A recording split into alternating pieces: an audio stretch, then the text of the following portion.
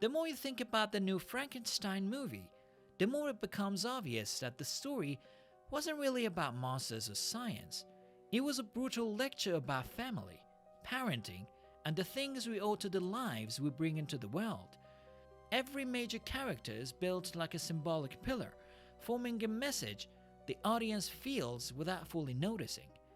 Once you see the meaning behind each of the 5 main characters, the entire movie hits completely differently.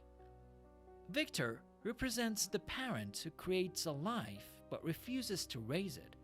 He wants the pride of being a creator, but none of the messy, exhausting parts of actually caring for someone that depends on him. His arc mirrors the story of a father who walks away the moment the real work begins. The movie constantly frames him like a twisted version of God, someone who gives life but abandons his creation the second it stops fitting his ideal.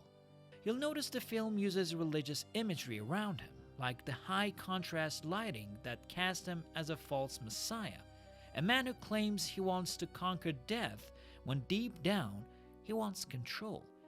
Victor isn't playing God, he's imitating the shallow version of God he imagines, the one who acts without compassion. That difference is the movie's entire warning. Creation without responsibility is the birth of a monster, but the monster isn't the one you expect. The creature is the son, the newborn, the pure blank slate. The movie treats him like a symbol of every child who comes into the world trusting the person who made them, only to be rejected the moment they aren't perfect. His early behavior mimics actual infant development, every action driven by curiosity, need, and dependence. He isn't violent because he's a monster. He becomes violent because he learns that love is conditional, that the world punishes him for existing. There's a reason the movie positions him with heavy Christ imagery. The child abandoned, misunderstood, punished for sins that aren't his. He wanders the world like a suffering innocent who keeps reaching for kindness but keeps getting nailed by cruelty. When he finally snaps, it isn't a monster rising. It's a child responding to a world that never gave him a chance to be anything else. The blind man symbolizes unconditional love, the kind you give when you're not judging someone by shape, face, or failures. He represents the kind of parents the creature never had, someone who teaches, nurtures, sits still, and listens. The movie frames him with clear biblical undertones. He's the only character who mirrors genuine Christ-like compassion.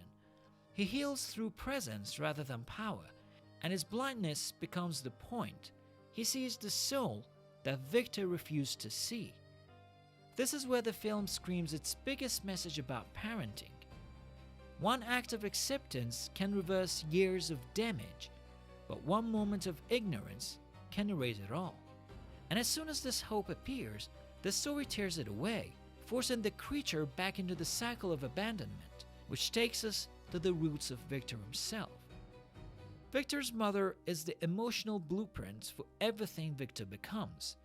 She symbolizes the grief that pushes him into obsession and the emotional wound he never heals. Her death echoes the feeling of a child losing their guiding light, and the movie quietly suggests that Victor tries to replace his mother by creating life artificially, flipping the roles of parent and child in a desperate attempt to control the universe that once hurt him. She represents the cycle of generational trauma, showing that parents shape children, and unprocessed grief shapes the next generation even harder. The movie uses mother imagery whenever Victor spirals, making it clear that his creation of the creature wasn't scientific ambition. It was an emotional rerun of losing her. And that brings us to the final symbolic force in the movie. Elizabeth represents everything fragile that gets destroyed when responsibility is avoided.